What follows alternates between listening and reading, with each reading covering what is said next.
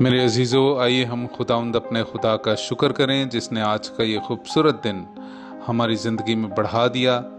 तो आइए अजीज़ों, हम आज के दिन का आगाज़ बाइबल मुक़द्दस की तलावतों से करें।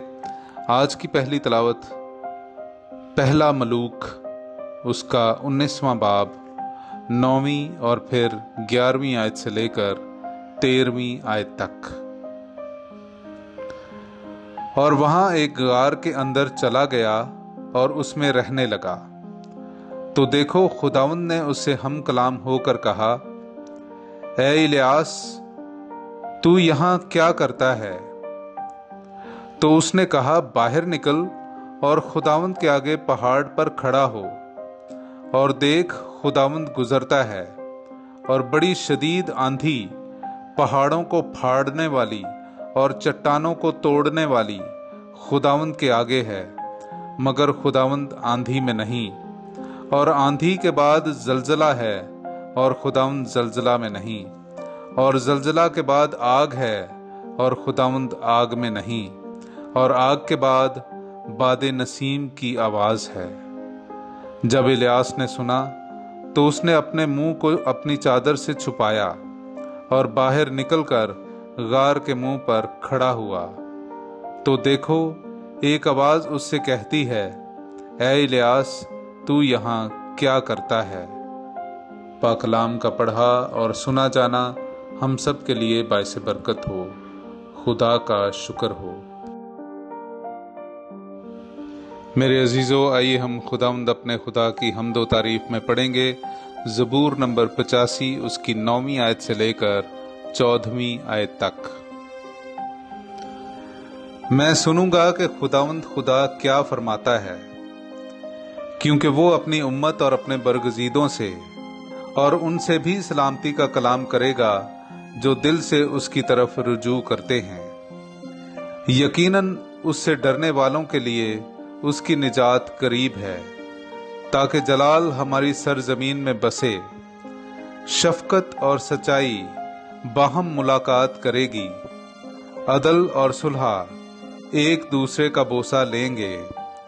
जमीन से सदाकत उगेगी और अदल आसमान पर से नजर आएगा। खुदावंद ही नेकी अता करेगा और हमारी सरजमीन अपना फल देगी। अदल उसके आगे आगे चलेगा और निजात उसके कदमों की राह में चलेगी।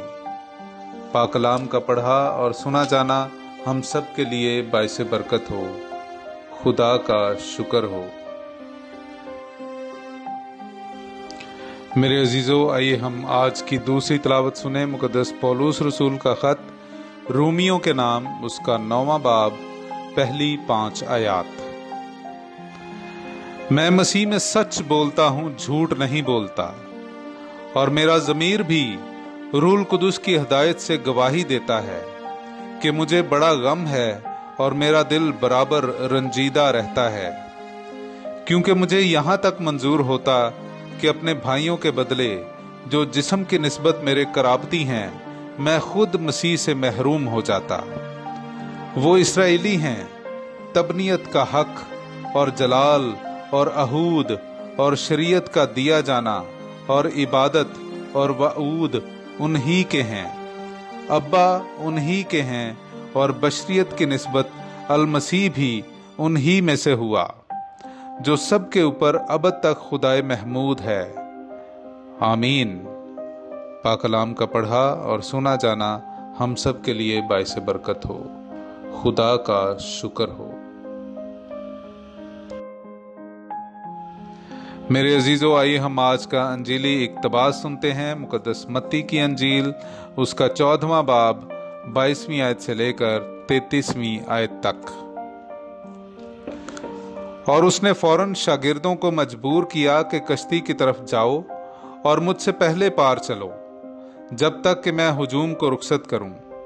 और हुजूम को रुखसत करके अकेला दुआ करने के लिए पहाड़ पर गया। और जब रात हुई तो वहां अकेला रहा, मगर कश्ती उस वक्त खुश्की से कई गलवा के फासले पर थी और लहरों से डगमगा रही थी, क्योंकि हवा मुखालिफ थी। और रात के चौथे पहर वो झील पर चलता हुआ उनके पास आया। जब शागिर्दों ने उसे झील पर चलता देखा, वो घबरा कर कहने लगे कि भूत है, और डर कर चिल्ला उठे। और यीशु ने उनसे फौरन बात करके कहा कि खातिर जमा रखो, मैं ही हूँ, मत डरो। पतरस ने उससे जवाब में कहा, ऐ खुदावंद, अगर तू ही है तो मुझे हुक्म दे कि मैं पानी पर चलकर तेरे पास आऊं। उसने कहा, आ। तब पतरस कश्ती पर से उतरकर पानी पर चलने लगा ताकि यीशु के पास जाए, मगर जब देखा कि हवा तेज है तो डर गया, और जब डूबने लगा तो चिल्लाकर कहा, ऐ खुदावंद, मुझे बचा। तब यीशु ने फौरन हाथ बढ़ाकर उसे पकड़ लिया और उससे कहा कि ऐ कम एतकाद, तूने क्यों शक किया? और जो ही वो कश्ती पर चढ़ आए तो हवा फौरन थम गई, और जो कश्ती पर थे उन्होंने उसे सिजदा करके कहा कि दर हकीकत तू खुदा का बेटा है। पाक कलाम का पढ़ा और सुना जाना हम सब के लिए बाइसे बरकत हो। खुदा का शुक्र हो।